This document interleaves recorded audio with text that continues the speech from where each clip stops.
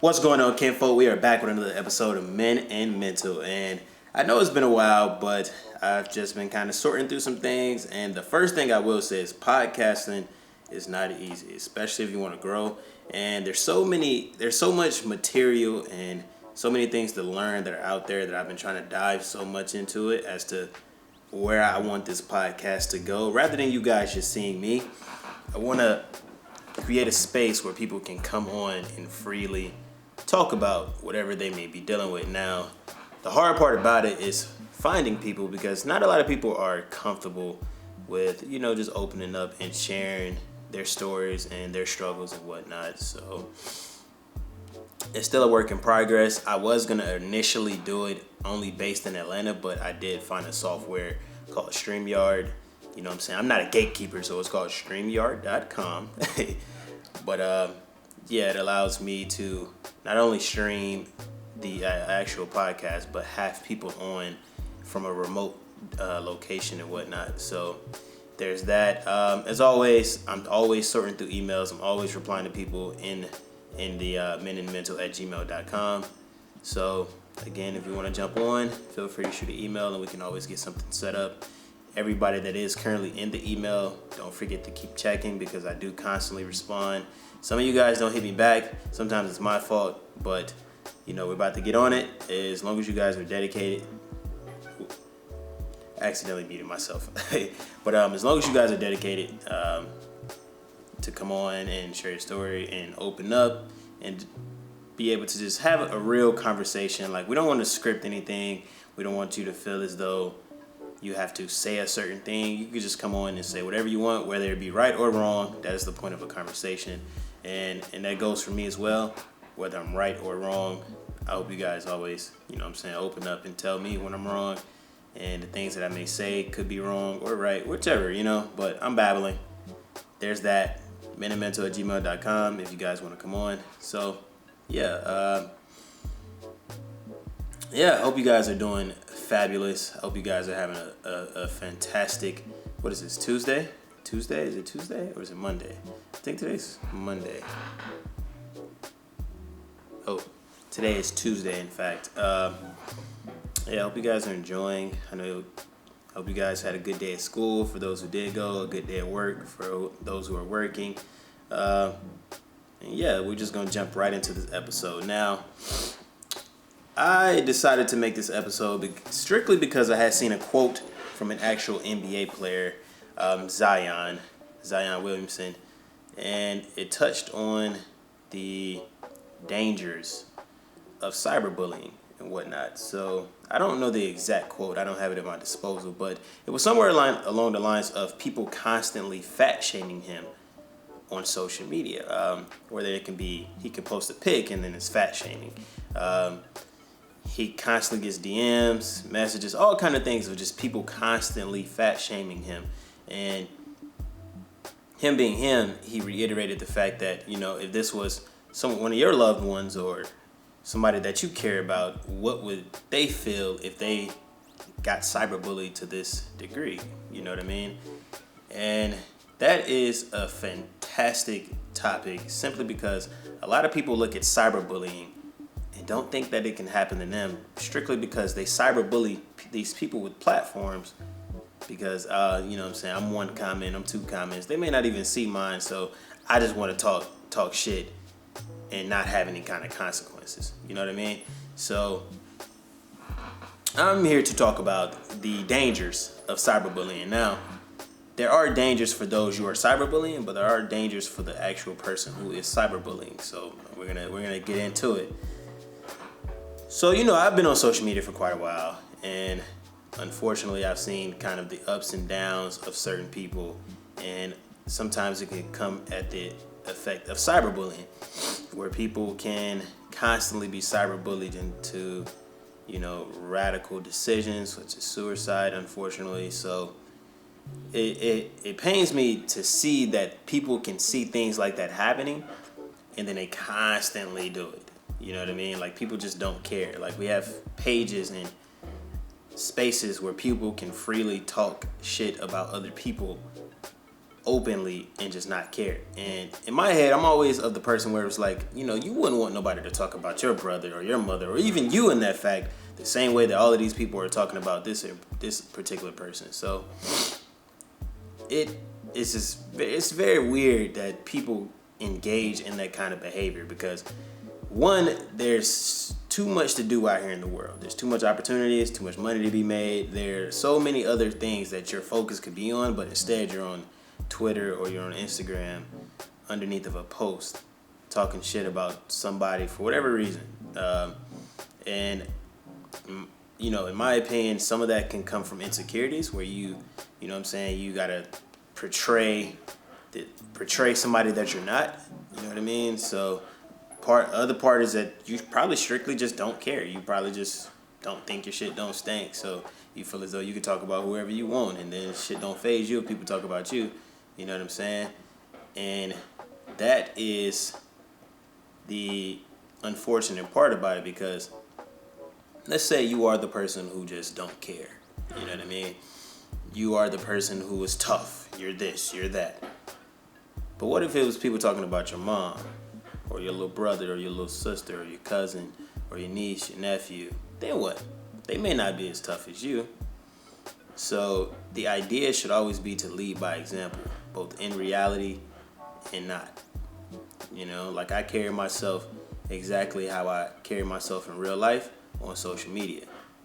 I don't have to be something I'm not. I don't have to come on social media and constantly talk shit about people if I'm not out here in real life constantly talking shit about people.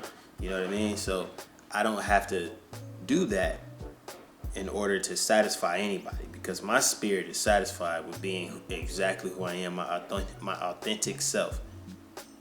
And I'm proud of that for myself because, again, I could have jumped off a ledge a long time ago and just started doing reckless, crazy things, but I've stayed true to myself because I knew if I had jumped off that ledge, that wasn't going to be me. I was just going to conform to an ideology that people wanted me to be, and then again, it's unfortunate because I've seen people do that. They come down, they're back against the wall, so they have to start doing all of these other extra and radical things, crazy things, in order to appease the people around them and on social media because they think, oh yeah, this is what they want to see, so this is what I have to do.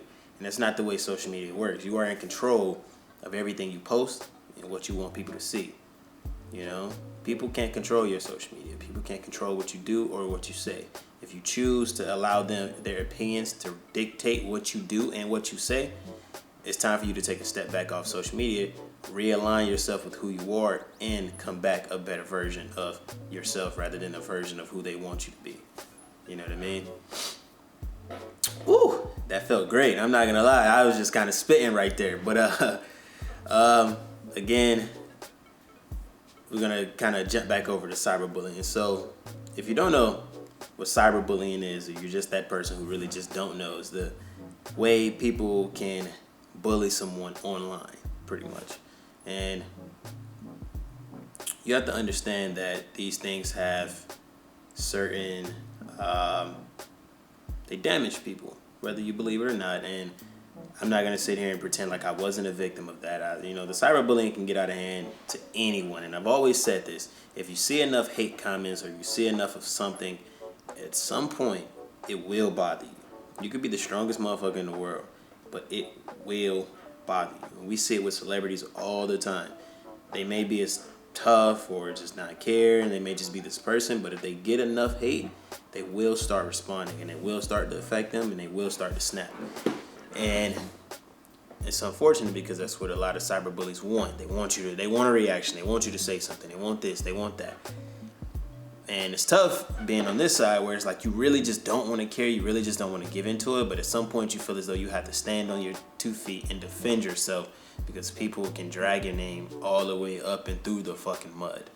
You know what I mean? So, yeah, that's the life of social media, unfortunately. And that is actually part of the reason why I kind of steer clear from Twitter, because it's unfortunate the way Twitter has kind of shaped itself. And I don't mean that in necessarily all the way a bad way. Some of it is good too. But Twitter has now become a place where people fiend for retweets and likes. So it can be a hate train going, a bandwagon hate train. And people will jump on it just because they want likes or they think it's funny or they see other people doing it and all of these kind of things. And a perfect example, Queen Naja, right? I can open Twitter and something could happen out there in the world. And somehow people will just fucking sit there and be like, it's her fault or something like that. And I'm just like, how the fuck do people come up with shit like this? Like, what's going on here? And come to find out, it's actually really just a fucking hate train that people just jump onto for whatever reason. And I don't know why. That people just love to just do this. And that's just the state of Twitter. You know what I mean? Like, people just fiend for retweets and likes.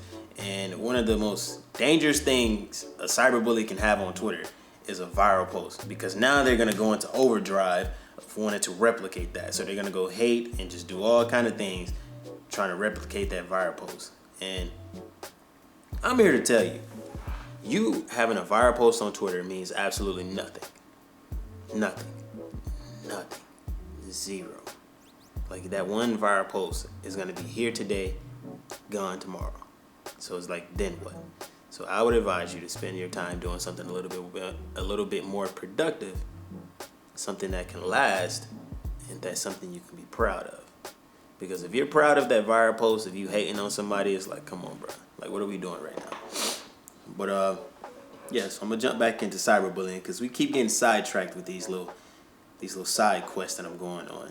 But another thing, cyberbullying affects people in numerous ways, and like I said, it's unfortunate that people don't take into account those type of things when they do go on the cyberbullying train, because everybody thinks it's funny, think it's cute, jump on the hate train. But when that person who's being bullied does something, like I said, it could be anything. They jump off a ledge, not literal, but just kind of just snap. Then everybody's like, whoa, like, what's happening? You know what I mean? But they fail to take accountability that they played a part in it. And again, it's unfortunate because there's so many great people out here in the world. And it's crazy. Some of the cyberbullies deep down can really go off and be great at something. But you choose to dictate your energy in this kind of way, and it hurts your character, and it's just sad. It's like, I would rather you go off and do something that I know you're good at, but instead you spend all of this time on the shade room and all of this other kind of shit, sitting in the comments, trying to find that viral liked fucking message just so you can be what? Answer that. If you're one of those people, and you can be honest, if you're one of those people that does sit in the shade room and want to comment some of the hate stuff and all of that stuff, I honestly want to know, what exactly do you gain from it? And how does it benefit your life? Like, I'm very curious. Like, do you feel some sense of happiness when doing it? Do you feel a sense of, I don't know. Like, I'm genuinely curious. But another side of cyberbullying that I want to touch on, it's not just the people being cyberbullied who have certain things that affect them. It's also the people that do the cyberbullying. Part of it can come from insecurities and, just different things that they may have going on in their life, so they have to project the hate and anger or the sadness or whatever onto other people through hate comments or just anything. A major thing where cyberbullies get hurt is when they do go off and they cyberbully a particular person, and this person does turn the other cheek and instead they level up on them. It hurts you guys. It hurts the cyberbullies, unfortunately. I mean, not even unfortunate, but it hurts the cyberbullies. You know what I mean? And to the point where they become sad. Things start to affect them because it's like, damn, I really tried to tear this person down and it didn't work. And now look, they're doing great. Like, what the fuck? Like, what do I do? You know what I mean? So cyberbullying, there's nothing good that comes of it. Nothing at all. Zero. Nada. There's nothing good that comes of it. You coming on my post and sending that hate comment, when all I got to do is block you and I go off and live my best life. I keep going. You know what I mean? So it's like, you gain nothing from it. So I don't understand why people go out of their way and do it. Well, let me take that back. I do understand it because, number one, clout is a hell of a fucking drug. You know what I mean? Everybody wants some kind of clout, and that clout comes in various forms. The main form of clout that people want is a response from somebody that they're cyberbullying. They go and they send these tweets to whoever. They want that person to reply. And sometimes, it's not always a good idea for the whoever's being cyberbullied to reply. But again, you see some shit enough, you're going to want to stand 10 toes down and you're going to want to say something to defend yourself. Now, it's just an very, very, very unfortunate topic. But again, I just hope that you guys are listening and that you just kind of turn the other cheek. Just say fuck it. Like, if you see some shit you don't like, just keep it pushing. Like, it's really not that hard. I do it every day. I see plenty of stuff that I don't like or I don't agree with, and you'll never see me hating somewhere in any comment about anything, right? Because I genuinely would just rather just put my energy elsewhere. I'm not finna go sit and make a comment and then go back an hour later to check the comment to see how many likes it got. You know what I mean? So it's like, I honestly would rather that person, if that is whatever it may be, if it's something that I don't like, you ain't got to worry about me commenting, you ain't got to worry about me following the person, you ain't got to worry about me making no second page to go and comment on that person. You know what I mean? So it's like, you don't have to worry about that. I don't have to worry about that. And I think in turn that has made me just more grateful, not just necessarily grateful, but more just kind of in tune with where I want to go, because I'm not focused on all of this other shit that I don't like. You know what I mean? So, yeah, guys, I mean, it's like a short and sweet episode. Like I said, I'm kind of getting my foot back in the door. I hope you guys miss me like I missed you guys. But, I kind of want to give you guys some insight on the next episode. And it's going to be with let me see if I want to give this away. But it's going to be with it's going to be with an ex-coach from the high school that I went to, and we're gonna pretty much talk about the effects of bullying in school, how parents can get more involved, how counselors are underappreciated, undervalued, and just all around needed to a heavy degree when it comes to high school, especially in those in underprivileged neighborhoods.